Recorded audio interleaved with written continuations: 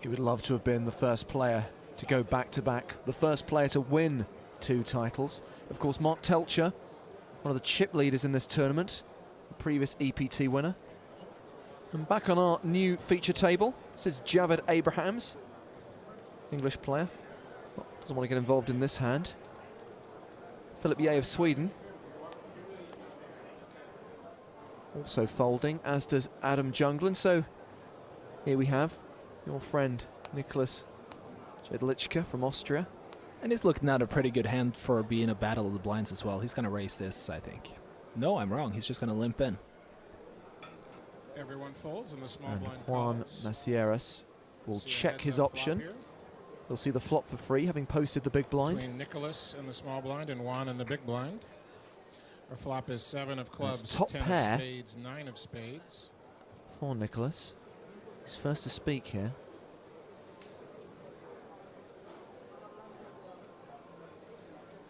Looks like he's going to bet it. Nicholas bets 6,000. The size of the bet confirmed by Greg Raymer, who's now calling the action at the table for the players. Juan calls. Well, right now, Maceiras is call in on what is a typical call to bluff On the turn, we later have play the that you see a lot in the blind king of wars like clubs. this. No, it's 2 pair for Nicholas. Kings and 10s. He's going to slow down. Nicholas checks. Here comes that bluff. It's a very typical play that you see in the blind wars a lot, One but bets I think that stack of Jedlicka blue is chips. way too advanced player for this kind of play, and he was checking on the turn just 110. because he knew the bet was going to come regardless. 110. He asked for a count of Juan's chips.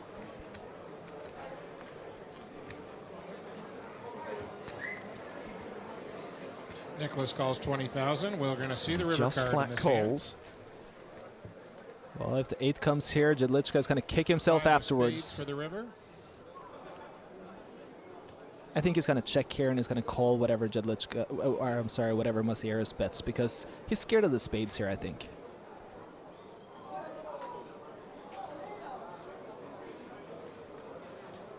Not that scared, clearly.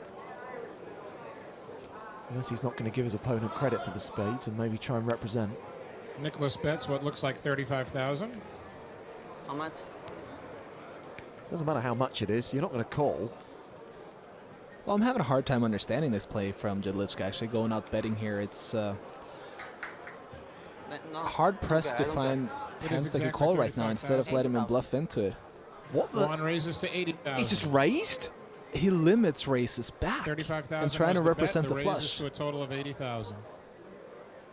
And this is exactly what Jedlicka didn't want to see. Little does he know he's massively ahead in this pot still. Wow. That is a move. For a moment, I thought he misread his hand, but in fact, it's a very clever bluff.